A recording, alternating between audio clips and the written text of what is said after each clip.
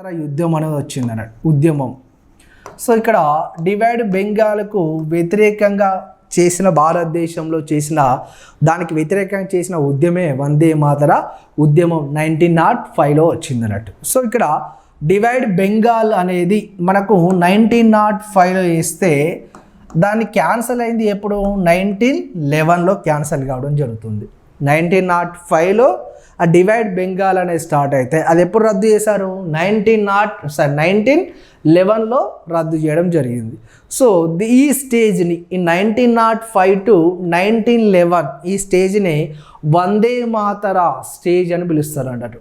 వందే Mataram stage అని పిలుస్తారు. So ఈ వందే మాతర స్టేజ్ ఎక్కడి నుంచి ఎక్కడి వరకు 1905 టు 1911 వరకు 1905 టు 1911 వరకు ఈ వందే మాతర స్టేజ్ అని చెప్పచ్చు. ఇక్కడ బెంగాల్ విభజన ఎప్పుడు చేశారు మనకు 1905లో బెంగాల్ విభజన చేసిన గవర్నర్ జనరల్ ఎవరు మనకు లార్డ్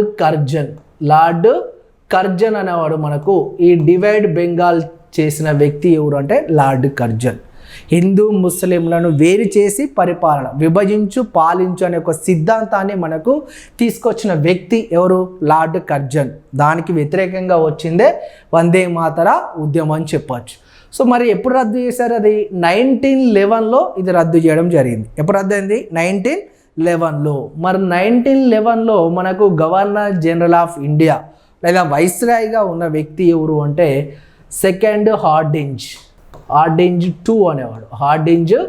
టూ అనేవాడు ఈ బెంగాల్ విభజన అనేది రద్దు చేయడం జరిగింది. ఎప్పుడు రద్దు చేశారు 1911లో బెంగాల్ విభజన రద్దు అయింది. సో ఇక్కడ ఈ మధ్య స్టేజ్ని మనం ఏమని పిలిచాం వందే మాతర దశ అని కూడా పిలవడం జరిగింది. సో ఇక్కడ